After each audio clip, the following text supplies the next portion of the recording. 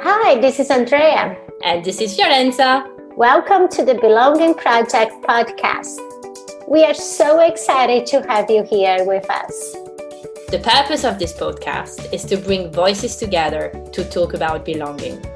Through inspiring, real-life conversations with our guests, we learn about how belonging can show up in so many different ways, what it feels like to belong, and the impact of truly belonging. In each episode, we will offer you inspirational and practical strategies to find your true voice in your life, in society, and as a leader. Let's dive in.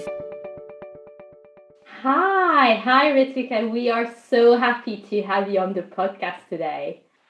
So Ritika and I, and Andrea as well, we met earlier in the year after our episode with Dr. Sandra Upton, and at the time you were just about to start working at the Cultural Intelligence Center. We're actually also part of the same book club, the Allyship Book Club, that we'll make sure to add some links in the episode notes. And it just feels so amazing because we clicked so quickly, and it's really wonderful that feeling when you meet like-minded people, and I know that Andrea feels the same. So, Ritika, you were born and you were brought up in India. You now live in the UK, in London. You work at the Cultural Intelligence Centre as Director of the UK Operations. And you're also on the Independent Advisory Board for the British Transport Police and the Ethnic Minority Mentorship Program for BT. We would love to hear more about you, your story. Sure. Thanks, Fiorenza, for the lovely introduction. Gosh, you're so right. I mean, I think you just click with people, don't you? When you are working towards a common sense of purpose, it doesn't take much to click. So, yeah, I saw, I heard and saw with envy the episode that you recorded with Sandra, and I thought, wow, what do I have to do to get on this? So, and I didn't have to pay anyone or anything. Like, it was amazing to get an invite from you to to get featured on this podcast, which I have been following because the topic itself, belonging, is so close to my heart, and we'll explore that, of course. So yes, a little bit about myself. Where do I start? As you said, born and brought up in India as a part of a family of five. I was the oldest child with two siblings and mom and dad, and my father was my biggest fan, really. He told me every single day how intelligent I am. And if I put my mind to it, I can achieve everything. No matter what time he came back from work, every single night he would whisper that into my ear. He died when I was 17, and that really changed everything for me. My life took a complete different trajectory from that. And talking, I was talking to him on the phone the night before, and then, the next day I see his dead body. So, when you go through an experience like that, you don't come out of it the same person. And, talking about milestones, that was the biggest milestone where I became a different person. I became an adult overnight. Looking after my younger sibling, my mom pretty much gave up on life. So it was, that part was very hard, but it defined the life I live now. From the age of 17 until now, it's defined it. I take the risks. I wear the special dress. I don't save it for a special occasion. And really, I cherish it all, make memories. My father left in me a legacy of confidence and resilience. And this is what has gotten me to the point that I am at, in spite of a million setbacks, because, we all go through that in life. But the confidence that he instilled in me because of his belief in me has carried me through everything in life to the point that I am where I am today. So, parents, we're all parents on this call, and it's, what an important role parents play in our life is just beyond the value that we assign to it.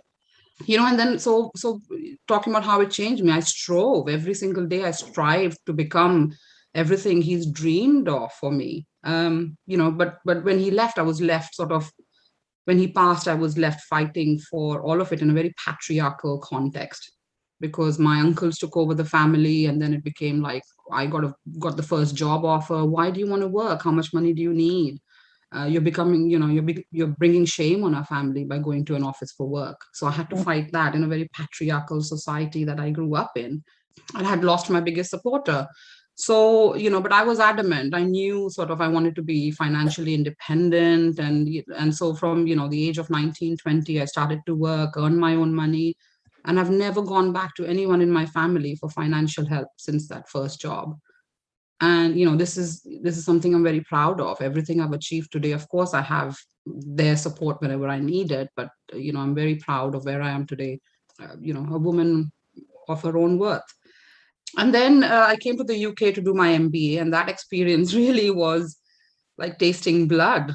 That's how I can call it, really, because the freedom, the space, and that feeling of just being able to be myself beyond my gender, I had tasted that. I could wear what I want, because, without being catcalled on the streets and, all of that. So I knew I couldn't go back to India and live again in that, where the family had plans to get me married and attend kitty parties for the rest of my life. I couldn't do that.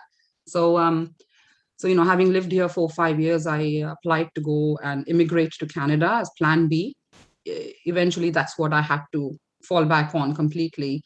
And I immigrated to Canada, real next milestone, because, I had $5,000 that I had saved. And I said to myself, I'm going to take this risk.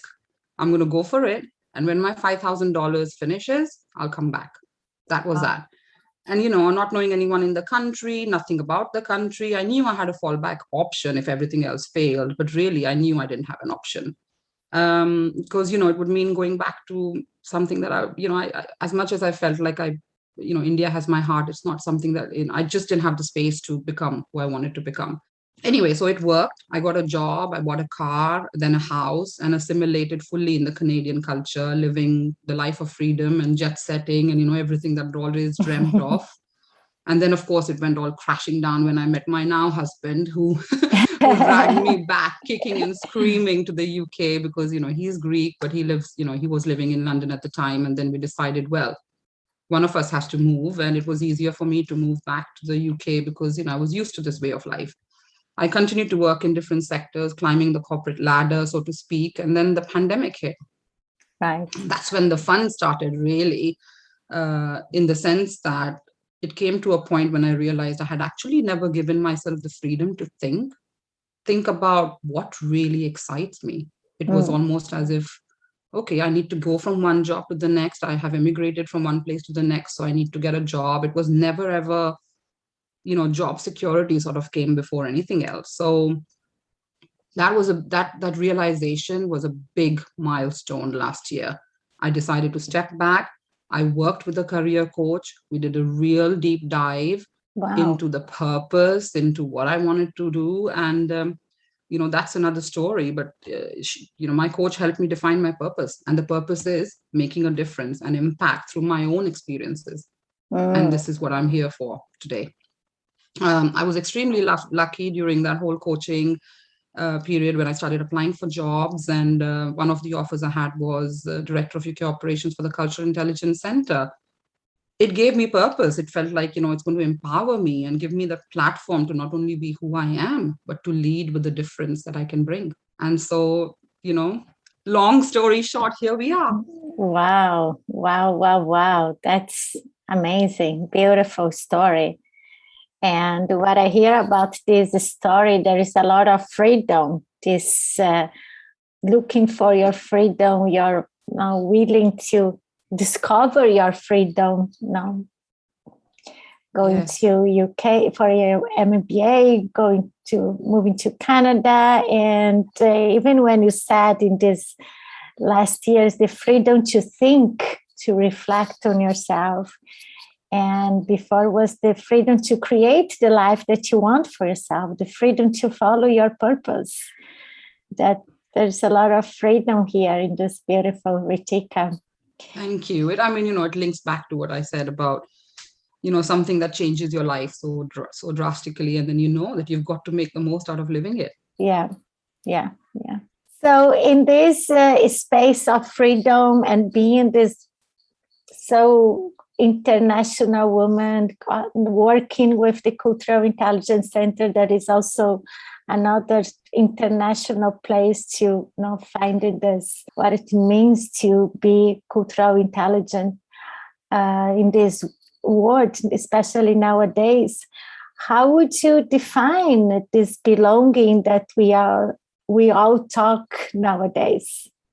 Yeah, belonging is probably my favorite word, really. And I was thinking about this obviously because I knew that we were going to have this conversation.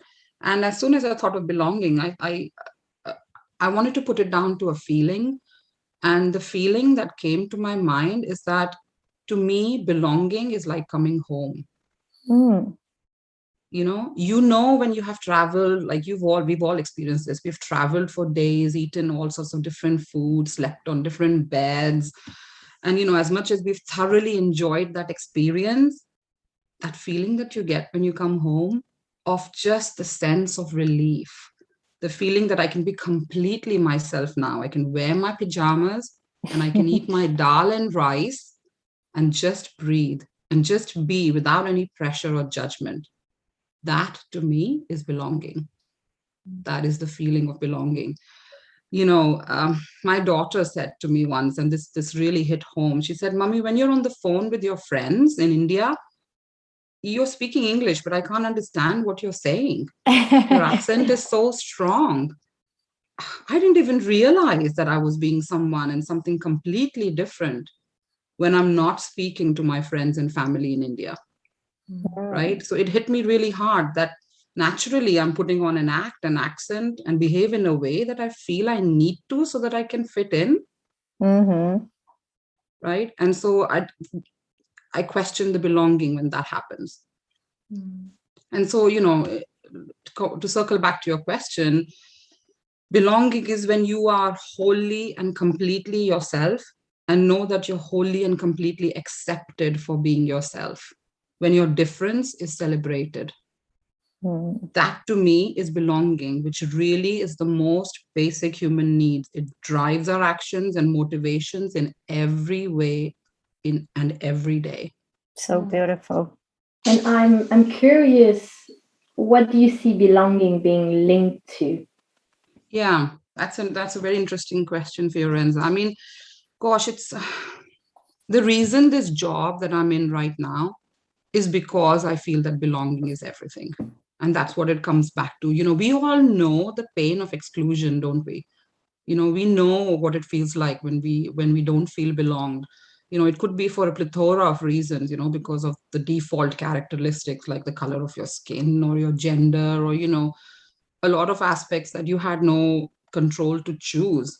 Or it's choices that we make, the religion we follow perhaps, or the interest that we have in sport, or that we don't drink alcohol or we drink alcohol, and how that then inevitably seems to lead to exclusion. It's exclusion is similar to like a physical pain. I think it's and I know this pain of what it feels like to be excluded, and that comes from being an immigrant twice over, once to the UK, once to Canada, back again to the UK. It's constantly trying to fit in, constantly trying to put on a mask of something that you're not because you want to belong. Right. And so as a woman, growing up in a patriarchal society, even there, I wasn't allowed to have my wings just because of the gender I was born in. And then to add to that, it was all great. None of that ever, the color of my skin was never an issue growing up in India. I never even realized it was something until I moved abroad and suddenly I'm brown. Wow, like really? That's added another layer of something I have no control over. I've got an accent, which was not an issue. So, when I never thought of belonging in India because it was very natural. I was there, I was born there. People around me were similar to me, looked like me. And so it was it was natural until you sort of moved away from that and beyond the gender stereotypes, which is why I'm so passionate about the job I'm in now. It's called me, it's my purpose to change the worldview that I experienced one conversation at a time. And so when we talk about what belonging is linked to, I think it's sort of very strongly linked to the work that we do at the Cultural Intelligence Center, which is we start, when we work on our cultural intelligence, we start to accept and respect differences. This then leads to inclusion and creating psychologically safe spaces for those around us to be who they are. Yeah. Ultimately, that means that those around us feel like they belong. Beautiful. They can Beautiful bring their said. real, right? They can bring their whole real selves to work without the fear of judgment. And what that does to us mentally, belonging and feeling, that feeling of belonging, is that it leads to mental well-being, straight away. We Mm. know that how happy we feel when we are just able to be ourselves. And so this direct link between innovation and creativity, to me, put everything else on the side, get as many diverse faces on the table as you want, but if those diverse faces don't feel belonged, then it means nothing, really. It really means nothing. So going on a self-awareness journey with CQ, I think, is the biggest single change a leader can make within themselves. CQ takes off from where EQ leaves us, and the combination of high EQ and CQ can just be invaluable, no matter what your motivation, even if it really is just the bottom line. Then making that effort to foster a culture of acceptance and respect for differences will bring those results. If it is a culture of acceptance, it will lead to belonging, which will automatically lead to innovation, creativity, and happiness.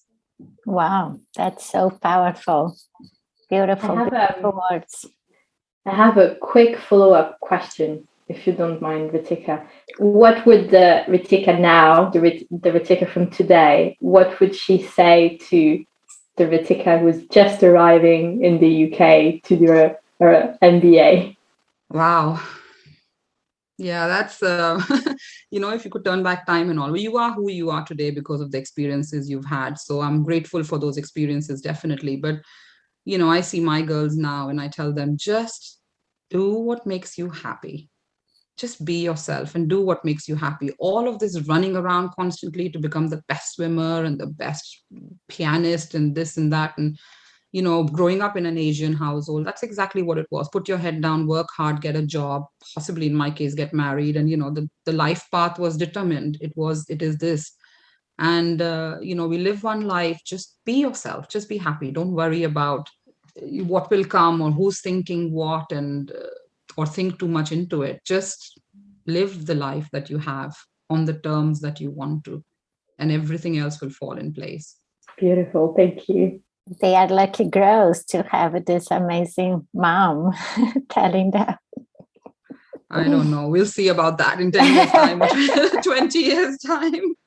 So, Ritika, do you remember the first time in your life where you felt you belonged, or maybe that you felt you didn't belong? And how was that? Yeah, gosh, you think about your entire life. I mean, I never really questioned belonging. Being born and brought up in India, I lived 25 years of my life there, and it was never a question because I was almost part of that whole melee of people speaking different languages and accents and whatnot. But I was still Indian. I was one of them, and gender does play an issue in how you're viewed in cultures like India, Africa, etc. But it was never something that came as a question to my mind. However, I think that the example that really stands up in my mind was when I immigrated to Canada. Right, this was a place I didn't know anyone. I was completely different. I looked different. I talked different. I thought different. Everything was coming at me from everywhere. And I started a new job there with a great organization, and really the process was to fit in as much as possible, right? To keep your head down, work hard, fit in, and not bring any attention to yourself. And I remember clearly it was coming up to Diwali, which is a huge celebration in India. It's like Christmas for Indians. Mm-hmm. And, obviously I was sad because, I couldn't be home. I was away for, Christmas, right? Without any family, and, how that would go. And I'm not sure how this happened, but the CEO of the company came up to me about a week before Diwali and said, Ritika, if you're comfortable, we'd like you to organize a Diwali event for us. We'd love to know more about why Diwali is celebrated, what's the significance for Indians, and really we want to celebrate with you. I mean, I can't even explain what that meant. Like I was ready. I gave my soul to that company after that, because just being able to wear my clothes on Diwali day in a place that I felt like I didn't belong, but that one gesture and being able to wear my Indian outfit and light the candles and tell the story of Diwali to the rest of the organization, and not like I was being treated like a token or a target. It was very much about, we want to celebrate with you. We want to become part of that, and then all the rest of the Indians in the office, we got together, and it was just that moment sort of defined to me what belonging can mean, even in a place where you feel technically that actually I can't belong because I'm not born and brought up here, or I don't have my family here. And that's an unforgettable experience among many others. So thank you for asking that question. Beautiful gesture, for sure. Sounds like it was a really meaningful memory. Yeah. All right, let's move into the 3 quick prompts that we like to end our episodes with. So the first one is, in a few words, belonging for me is? Like coming home. Beautiful. The best advice that I've received and that I'd like to share with others is? Oh, I'm a big fan of Jane Goodall. So, she said, what you do makes a difference, and you have to decide what kind of difference you want to make. Oh, powerful. And that to me is very powerful, because we can all make a difference, and what difference we make is completely up to us, and what legacy we leave from that is completely up to us. Beautiful. And finally, the world would be a better place if everyone just accepted differences. That is all. Let people be who they are, and you don't have to change yourself for that. Just respect it and allow everyone to live the life that they want. Wouldn't the world be a better place? 100% agree. That's amazing. Thank you so much, Ritika. You are adorable, amazing person, beautiful inside out. It was such a pleasure, an honor to have you here with us. The pleasure and honor was all mine, and I would love to ask you the same question before we leave. Why not? Put you on the spot. What is, Andrea? What is belonging for you? Defining who we are to ourselves. For me, belonging is inside of us. Is our true belonging. In my story, living in 3 different countries, my journey toward belonging started even here in my own city. I was trying to fit in even here. I was trying to fit in when I was in Italy. And I understood what is belonging means when I discover who I am, my true self. So can I be who I am, whatever I live or work? Excellent. And so true. Fiorenza, your turn. Go on. Love it. Not too far from what Andrea is saying, actually. For me, there's the first step in belonging, which is to know ourselves, to really explore who we are, what are our strengths, our uniqueness, and what does that mean for us? And then what do we want to do with it? How can we show up in a way that we can honor that? And I think those 2 steps need for me to be present in order to feel that I belong somewhere, because then that becomes my anchor. And even if I'm surrounded by people that are not being inclusive or that are not reciprocating, the warmth or the energy, then I have my own anchor to feel grounded and not feel lost. Yeah, anchor. Yeah, that's a great way to define belonging as well. Great word linked to belonging. Wow, thank you for sharing that.